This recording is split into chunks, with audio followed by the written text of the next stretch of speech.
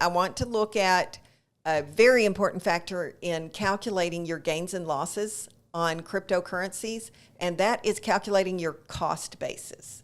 I'm going to speak specifically to transactions in the United States. We typically use 3 different options for calculating basis on cryptocurrencies, and if you trade in stocks, you'll be familiar with this, but a lot of people don't know that this also applies to cryptocurrencies.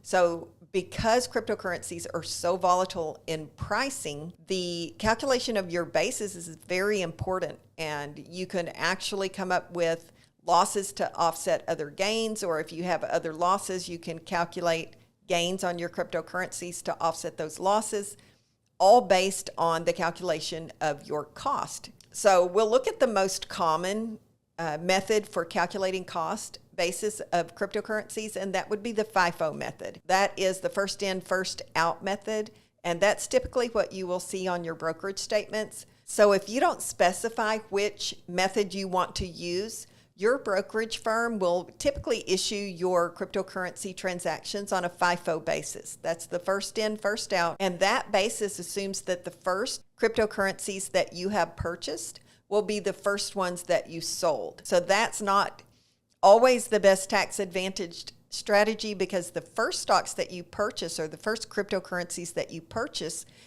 may be the lowest, may have the lowest basis in your portfolio, which is going to generate the highest capital gain. So FIFO, typically what you see on your brokerage statement, and typically not the best method. The reason you see it all the time is it's the easiest. And so if you're not a good record keeper and you're not keeping up and you don't have cryptocurrency software, if you're buying and trading a lot of cryptocurrencies, there is software that'll do this for you, and it'll actually compare the different methods, because you can change methods each year based on what tax strategy works best for you in that year. The second one is LIFO. That's the last in, first out. So that will assume that the last cryptocurrencies you purchased are the first ones that you sell. You won't normally see that on your brokerage statement, so that would be something that you would have to keep up with on your own. So if you're not a good record keeper, you're going to take your brokerage statement from the cryptocurrency transactions on your brokerage statement. They probably will be listed on a FIFO basis, and you're going to drop that on your tax return, and you're probably going to pay the highest tax using that method. Second method is the LIFO, last in, first out.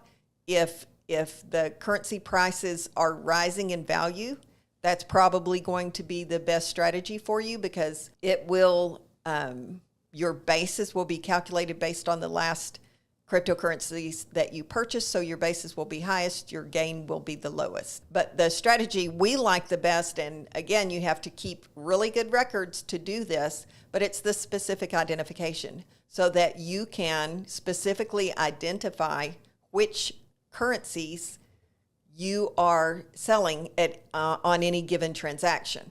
So this works great for cryptocurrencies because they change in value so much.